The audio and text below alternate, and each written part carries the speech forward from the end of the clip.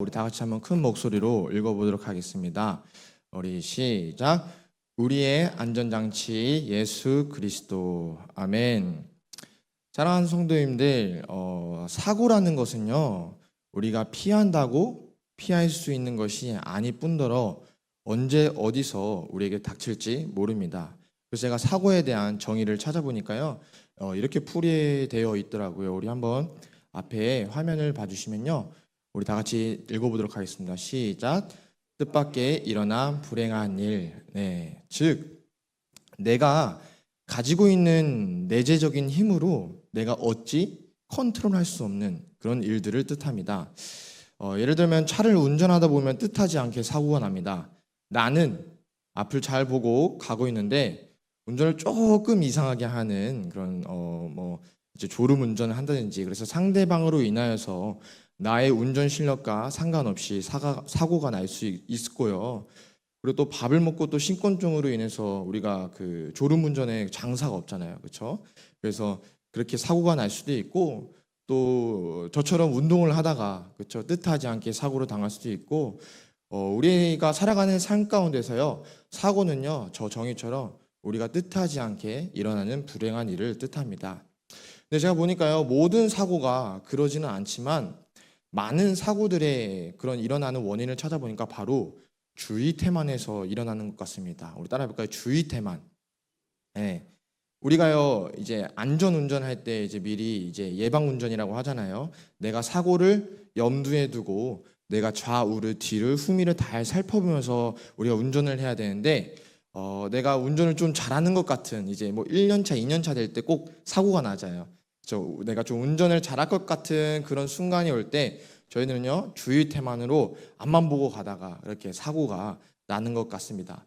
그래서 그 사고가 나는 그런 위험을 최소화하고 줄이고자 안전장치라는 것을 우리는 개발하고 고수하게 되었습니다.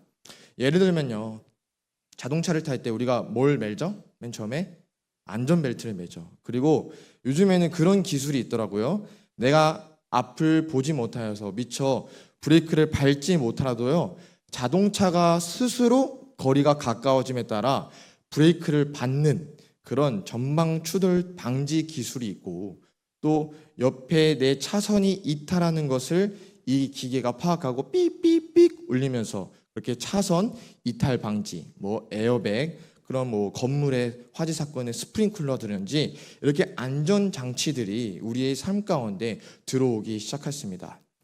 저는요, 이것을 우리 신앙생활도 마찬가지라고 생각합니다. 우리는 신앙생활을 하다가 일이 잘 풀리기도 하고, 또 기도가 잘 응답되어지고, 또 하나님의 역사하심을 우리가 체험합니다. 그럴 때 마치 우리는 내가 무엇인가 믿음이 좋은 사람처럼 무엇이 된 것 마냥 우리의 어깨가요, 올라가고 떵떵거리고 교만해질 때가 있습니다.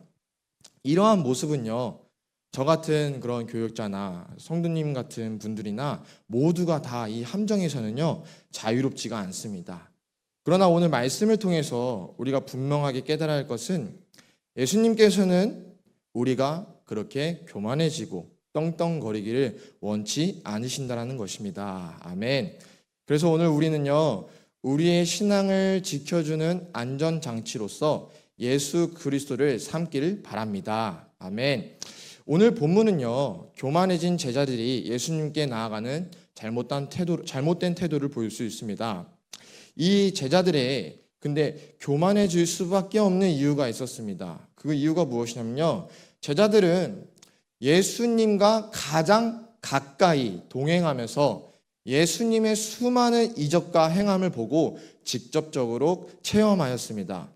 죽은 나사로를 살리신 사건, 보리떡 5개와 물고기 2마리로 수천 명의 그런 무리들을 배불리 먹긴 사건, 그리고 또 특별히 마태복음 21장 8절 9절을 함께 읽어보도록 하겠습니다. 마태복음 21장 8절 9절까지요. 다 같이 시작. 무리의 대다수는 그들의 겉옷을 깊게 펴고 다른 이들은 나뭇가지를 베어 길을 펴고 앞에서 가고 뒤에서 따르는 무리가 소리 높여 이르되 호산나 다윗의 자손이여 창송하리로다. 주의 이름으로 오시는 이여 가장 높은 곳에서 호산나 하더라. 아멘. 유월절을 앞두고 예수님께서 예루살렘 가운데 들어가는 그런 순간 가운데 이러한 고백들이 있었습니다. 군중의 열광적인 환호 속에 나아가시는 모습을 보면서요, 제자들은 우리 예수님께서 이제 이 예루살렘의 이 유대 땅에 왕으로 등극하시겠구나라는 기대와 믿음을 가질 수밖에 없었다라는 것입니다. 왜냐하면 군중들이 예수님의 행차하시는 곳을 보면서 호산나 호산나 다윗의 왕의 후손이요 이렇게 엎드려 이렇게 절하고 있잖아요. 그런 모습을 보니까요, 옆에 있는 제자들은 당연히 교만해질 수밖에 없겠죠. 그러다 보니까 이 제자들은요, 예수님께 오늘 본문처럼 이러한 질문을 던지고 있는 것입니다. 예수님의 가장 측근은 제자들은 예수님이 왕이 되었을 때 한 자리를 차지하겠다는 기대에 따라, 주님, 우리들 중에 누가 더 큽니까? 저를 우편에 두겠습니까? 좌편에 두겠습니까? 이러한 질문을 던지고 나아갔다는 것이죠. 제가 지금 대학원 5학차입니다. 총 6학차를 이수하면 이제 졸업을 하게 되는데 벌써 시간이 참 빠른 것 같습니다. 그죠? 참 끝나지 않을 것 같았던 대학원 졸업이 어느덧 다가오고 있습니다. 그래서 3학년이다 보니까요, 이제 실습 수업이 있었어요. 그래서 설교 실습이 저번 학기에 있었습니다. 하구 전도사님들 앞에서 이렇게 설교하는 그런 실습인데요, 서로가 이제 평가하는 거예요. 정말 이 신랄하게 잘못된 점을 평가하고 피드백을 주는 시간이었어요. 성도님들이 저를 어떻게 보고 계실지 모르겠지만 저는요, 굉장히 설교자로서 뜨겁게 30대에 쓰임 받고 싶은 저는 거룩한 목표가 있습니다. 그래서 욕심이 있어요. 그래서 저는 다음 세대를 정말 그 뜨거운 집회 가운데 나아가서 그 다음 세대 가운데 정말 그 뜨거운 현장에서 정말 그 기름 부음 가운데 나아가고 싶은 그런 날을 꿈꾸면서 지금 공부를 하고 있는데, 그렇게 제 마음 가운데는 이번 설교 실습에서 목표가 있었어요. 무조건 1등이 되어야 된다. 무조건 1등을 해야겠다. 이런 목표를 가지고 제가 정말 교수님한테 최고의 평가를 받으리라. 내가 학우들한테 정말 최고의 평가를 받으리라 하면서 준비하고 또 열심히 준비했습니다. 그리고 어떻게 됐을까요? 네, 정말 좋은 평가를 받았어요. 네, 열심히 준비한 만큼 교수님께서 정말 원포인트 설교로서 손색이 없다, 구조도 좋고 이렇게만 하면 될 것 같다, 이런 얘기하고, 또 저를 잘 몰랐던 이제 동료 전도사님들이 너무 맨날 제가 이제 일을 하고 하다 보니까 좀 지각하잖아요. 그래서 약간 뒤에서 약간 날라리처럼 약간 그런 이제 전도사인 것으로 봤는데, 야, 이렇게 하는 것을 보고 충격적이다, 그러고 막 저랑 막 이렇게 친해지고 싶다면서 뭐 실제로 막 번호를 막 따가고 그랬습니다. 뭐 더 있었지만 여기까지만 하고요. 저는요, 신이 났죠. 그죠? 신이 났으니까 누구한테 자랑하고 싶겠습니까? 예, 목사님한테도 당연히 바로 카톡방에 올리고 자랑하고, 또 집에 가서 아내한테 자랑하고 싶었어요.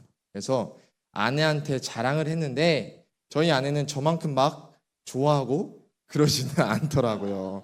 왜냐하면은 제가 그 설교 실습을 준비하면서 얼마나 많은 집중을 했겠습니까? 그러다 보니까 집안일도 잘 안 하고 가정을 돌보는 일에 너무나도 신경을 못 썼습니다. 카페를 가더라도 커피를 시켜놓고 이렇게 같이 대화하려고 왔는데 저는 노트북을 켜고 이거 자판기만 두드리고 있으니까 얼마나 이제 아내 입장에서는 속이 상했습니까? 여러분들, 이 땅에서 가장 성공한 목회자가 어떤 목회자인지 아십니까? 개척한 작은 교회에서 수만 명이 모이는 그런 큰 교회를 이룬 목회자일까요? 아니면은 가정에서 아내에게, 자녀들에게 인정받는 목회자일까요? 자, 어떤 교수님이 이런 말씀을 하셨는데, 큰 사역도 해보신 교수님, 그리고 목회도 해보시고 책도 많이 집필하시고 은퇴하실 때 그런 대학원 동료 교수님들의 정말 존경과 총망을 받고 그렇게 은퇴를 하셨던 저희 1학년 때 그런 교수님이 계셨습니다. 근데 그 교수님이 마지막 이제 수업을 마칠 때 이런 말씀하셨어요. 이 땅의 가장 성공한 목회자는 가정에서 인정받는 목회자다라는 것이었습니다. 아멘. 그리고 예배 시간에 그 남편의 말씀 가운데 아멘을 들을 수 있는, 사모의 아내를 들을 수 있는 목회자가 가장 성공한 목회자란 그런 얘기를 들었습니다. 저희 담임 목사님 설교하실 때 이준우 사모님께서 참 아멘을 잘 하시잖아요. 그렇죠? 네, 성공하신 목회자인 것 같은데 저는 아직 한 번도 듣지를 못했어요. 네, 제가 신혼부부 때 부부 싸움을 하다 보면은 정말 그 서로가 못할 말 구분하지 못하면서 이렇게 싸울 때가 있잖아요. 그때 제 마음 가운데 가장 뼈아프게 들렸던 말이 있는데 그거는 바로 무엇이냐면은 오빠는 위선자야! 이러면서 앞에서는 저러고 집에서는 아니라고 오빠는 간사하고 위선자야! 라는 그 말을 들었었습니다. 저는 그 순간요 앞서 서론에서 말했던 것처럼 이거는 사고다. 큰 사고다라는 느낌을 받았습니다. 제가 거기에 대꾸해서 화내는 게 아니라 제 가슴이 정말 탁 주저앉고 대꾸했을 뿐더러 조용히 그냥 그 말을 듣고만 있었습니다. 그리고 실제로요 그 위선자라는 단어가 정말 몇 개월을 저를 괴롭혔는지 모르겠어요. 이 자리에 설 때마다 학생부 설교 자리에 설 때마다 실제로 내가 위선자인가? 라는 질문을 던지게 되고 순간순간 그러한 생각이 들 때가 있었습니다. 그리고 저는 그런 생각을 했습니다. 다시는 우리 아내가 나한테 그런 말을 꺼내지 못하도록 내가 정말 집에서도 더 열심히 잘해야겠다 하면서 지금까지도 노력하고 있는데 어제도 이제 설교 준비를 하다 보니까 새벽 1시까지 이제 방에 있다가 들어와가지고 이제 아내가 좀 화가 나가지고 오빠는 또 이렇게 하면서 이렇게 또 얘기를 들었었는데 사랑하는 성도님들 제가 얘기하고 싶은 것은 무엇이냐면요 우리는요 놓칠 때가 있다는 거예요. 중요한 것이 하나님께서 원하시는 뜻은요 제자들이 내가 왕이 되었을 때 내 우편에 앉는 것을 보기 원하시는 것이 아니라 오늘 이따 말씀은 보겠지만 예수님께서는요 제자들에게 이렇게 반응하십니다. 너희들 서로 사랑하고 섬겨라 라는 그러한 응답을 이 제자들에게 하십니다. 저의 삶도 마찬가지였습니다. 30대 그렇게 꿈을 이루고자 제가 이것만 몰두하다 보니까 사실 가정은 돌보지 못하는 삶, 그 삶을 주님께서 보실 때는요 합당하지 않다는 것이죠. 아멘이신가요? 우리 모두가 하나님께 나아갈 때 하나님의 나라의 비결이 무엇인지 오늘 깨닫고 나아가는 우리 귀한 시간 되어지길 간절히 소망합니다. 아멘. 그래서 성도님들 그래서 앞만 보고 달려갈 줄 아는 저의 성향 가운데는 저의 아내는 저에게 안전한 안전장치입니다. 그래서 때로는 브레이크도 걸어주시고 또 옆 좌우도 돌보면서 내가 놓치고 있는 부분들을 그런 지혜와 훈련을 통하여서 살펴볼 수 있는 은혜를 주는 저의 아내인 것 같습니다. 다시 본문으로 돌아와서요. 저와 같이 교만하게 신난 제자들의 물음에 예수님은 이렇게 반응하십니다. 우리 마가복음 10장 42절, 45절 말씀까지 함께 읽어보도록 하겠습니다. 마가복음 10장 43절부터 읽어보도록 하겠습니다. 시작. 너희 중에는 그렇지 않을지니 너희 중에 누구든지 크고자 하는 자는 너희를 섬기는 자가 되고 너희 중에 누구든지 으뜸이 되고자 하는 자는 모든 사람의 종이 되어야 하리라. 45절 시작. 인자가 온 것은 섬김을 받으려 온 것이 아니라 도리어 섬기려 하고 자기 목숨을 많은 사람의 대속물로 주려 함이라. 아멘. 네, 예수님은요 섬김을 받으려는 그런 높은 자리에 서기 위해서 이 땅에 오신 것이 아닙니다. 아멘. 어떻게든 예수님의 권력을 이용해서 한 자리를 차지하고자 하는 제자들의 마음 가운데는 완전히 정반대의 말씀을 하고 계신 것이죠. 너희들이 크고 으뜸이 되고자 한다면 너희들 지금 잘못 생각했어. 하나님의 나라는 결코 그렇게 이루어지는 것이 아니다 하면서 섬기는 자가 되어야 하고 모든 사람의 종이 되어야 그럴 때 너희들이 비로소 높아질 수 있다라는 것입니다. 여러분들 그래서 우리의 직분과 저 같은 그런 전도사의 자리는요 이것이 우리가 교만해지고 떵떵거리고 어떤 자리를 차지하기 위함이 아니라 더 섬기고 모든 자들의 종이 되어지는 그 예수님의 가르침에 따라 나아가야 될 줄로 믿습니다. 아멘. 예수님은요 호산나 호산나 왕이 되시기를 단칼에 거부하시고 더 낮은 더 비참한 십자가의 자리로 나아가셨음을 우리가 묵상하기를 바랍니다. 그래서요, 요한복음 1장 29절에 세례 요한은요, 예수 그리스도가 이 땅에 본격적으로 사역을 시작하실 때, 그 강 가운데 본격적으로 세례를 받고 그 예수 그리스도의 공생의 사역을 시작하실 때 요한복음에서 세례 요한이 이렇게 예수 그리스도를 칭하고 있습니다. 우리 다 같이 읽어보도록 하겠습니다. 시작. 이튿날 요한이 예수께서 자기에게 나아오심을 보고 이르되 보라 세상 죄를 지고 가는 하나님의 어린 양이로다. 아멘. 그러니까 예수님은요, 처음부터 모든 죄를 짊어지고 가장 낮은 곳인, 가장 비참한 자리인 십자가로 달리시기 위해서 처음부터 섬김의 자리로 오셨다는 것입니다. 아멘. 그러면서 자, 먹어. 이거 내 피와 내 살로 된 이 떡을 먹고 너 죄사함을 받아. 그리고 나와 영원토록 함께 더불어 사자. 아멘. 여러분, 이것이 아버지의 사랑인 줄로 믿습니다.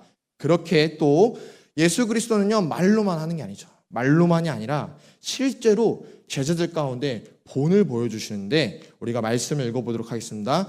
요한복음 13장 12절부터 15절까지의 말씀입니다. 우리 다 같이 시작. 그들의 발을 씻으신 후에 옷을 입으시고 다시 앉아 그들에게 이르시되 내가 너희에게 행한 것을 너희가 아느냐?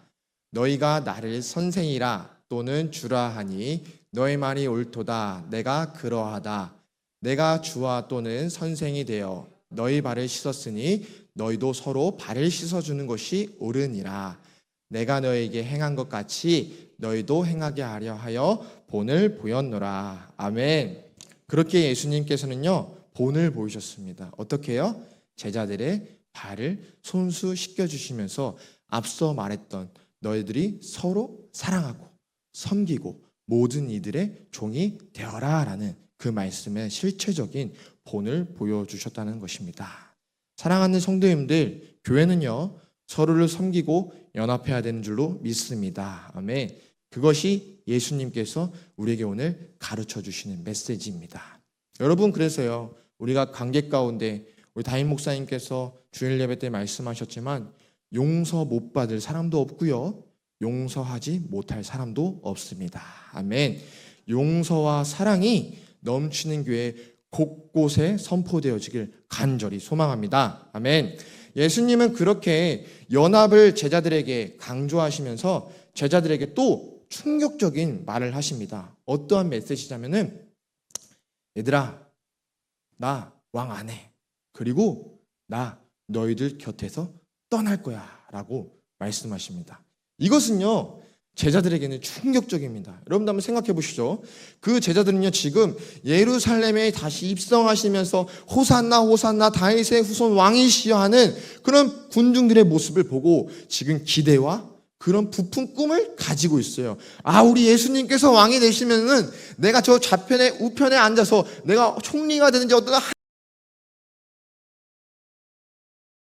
그런 기대와 꿈을 가지고 있는데 웬걸인걸 모든 걸 다 포기하고 예수님을 따라왔는데 예수님께서 왕도 안 되신다고 하시고 도리어 우리를 떠나신다고 하시는데 제자들의 입장에선 이게 얼마나 급작스러운 사건이겠습니까?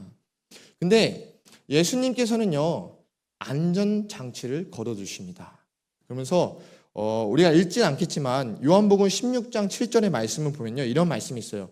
그러하나, 우리 읽어볼까요? 시작. 그러나 내가 너에게 실상을 말하노니 내가 떠나는 것이 너에게 유익이라. 내가 떠나지 아니하면 보혜사가 너희에게로 오시지 아니할 것이요 가면 내가 그를 너희에게로 보내리니. 아멘. 결국은요, 제자들 가운데 예수님의 떠나는 바로 보혜사 성령님의 다시 오심이 나타나고 있습니다. 아멘. 안전장치를 걸어두신 것이죠. 제자들이 사고 날까봐, 제자들이 큰일 날까봐 가시면서 예수님께서는 안전장치로서 바로 성령님을 보내신다고 말씀하고 계십니다. 그렇게 성령님이 그 제자들 가운데 임하고 제자들이 그 성령님과 함께 남은 그런 예수 그리스도의 말씀에 따라 그 사명을 감당하고 죽으면 죽으리라라는 마음으로 정말 온 땅에 이르러 증인이 되는 역할을 감당하였습니다. 우리가 뒤에 나오는 말씀들을 다 읽지 않았지만요, 다 알다시피 보혜사 성령님은 어떤 분이십니까? 예수님처럼 동일하게 우리들을 살펴보시고 우리들을 인도하시는 그런 분인 줄로 믿습니다. 아멘. 그래서요, 때로는 교만한 저희들을 책망하시기도 하시고, 또 시험과 고난 가운데 낙심하여 쓰러질 때면 우리들 가운데 위로와 사랑으로 우리를 다시금 무너진 자리에서 세워주시기도 하시고, 또 갈피를 알지 못하여서 길을 잃었을 때는요, 피할 길을 제시해 주시고 갈 길을 제시해 주시며 한치 앞도 알 수 없는 우리들의 인생 가운데 가장 안전한 길로, 가장 선한 길로 인도하고 계십니다. 아멘. 그 자리가 바로 이 자리인 줄로 믿습니다. 아멘. 제목처럼 그렇게 우리들의 안전장치이신 예수 그리스도 성령 하나님이신 것입니다. 이 시간 이제 말씀을 마치려고 합니다.